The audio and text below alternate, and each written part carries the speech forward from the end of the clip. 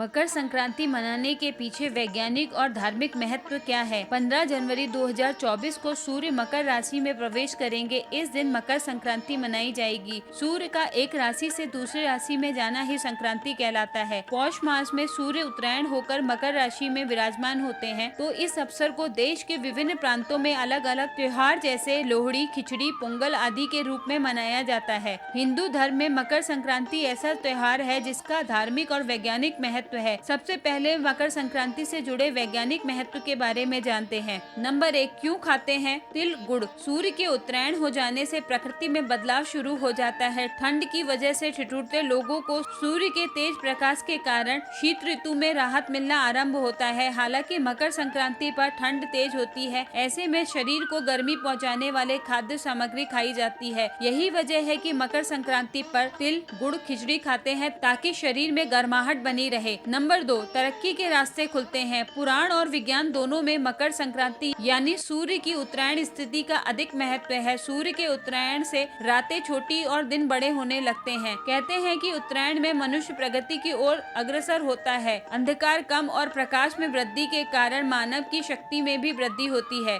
Number 3, पतंग उड़ाने का वैज्ञानिक महत्व। मकर संक्रांति पर पतंग उड़ाने का महत्व भी विज्ञान से जुड़ा है। सूर्य का प्रकाश शरीर के लिए स्वास्थ्यवर्धक और त्वचा तथा हड्डियों के लिए बेहद लाभकारी होता है। यही कारण है कि पतंग उड़ाने के जरिए हम कुछ घंटे सूर्य के प्रकाश में बिताते हैं, जो हमें आरोग्य प्रदान करता है। अब जानते हैं मकर संक्रांति से जुड़े धार्मिक महत्व के बारे में। नंबर 1, 100 गुना फलदायी होता है दान। पुराणों में मकर संक्रांति को देवताओं का दिन बताया गया है। मान्यता है कि इस दिन किया गया दान 100 गुना होकर वापस लौटता है। नंबर 2, मांगलिक कार्य शुरू। मकर संक्रांति से अच्छे दिनों की शुरुआत हो जाती है, क्योंकि इस दिन मलमास समाप्त होते हैं। इसके बाद से सारे मांगलिक कार्य, विवाह, मुंडन, जनेऊ संस्कार आदि शुरू हो जाते हैं। नंबर 3, खुलते हैं स्वर्ग के द्वार। धार्मिक मान्यता है कि मकर संक्रांति के दिन स्वर्ग का दरवाजा खुल जाता है। इस दिन पूजा पाठ, दान, तीर्थ नदी में स्नान करने से मोक्ष की प्राप्ति होती है। पौराणिक कथा के अनुसार भीष्म पितामह को इच्छा मृत्यु का वरदान प्राप्त था, लेकिन दक्षिणायन सूर्य होने के कारण बाणों की सैया पर रहकर उत्तरायण सूर्य का इंतजार करते रहे और मकर संक्रांति होने पर उत्तरायण में अपनी देह त्याग किया था, ताकि वह जन्म मरण के बंधन से मुक्त हो जाए। नंबर 4, गंगा जी धरती पर आई थी। माँ गंगा मकर संक्रांति वाले दिन पृथ्वी पर प्रकट हुई थी। गंगा जल से ही राजा भगीरथ के 60,000 पुत्रों को मोक्ष मिला था। इसके बाद गंगा जी कपिल मुनि के आश्रम के बाहर सागर में जाकर मिल गई थी। ऐसे और अद्भुत वीडियो देखने के लिए मेरे चैनल को सब्सक्राइब करें।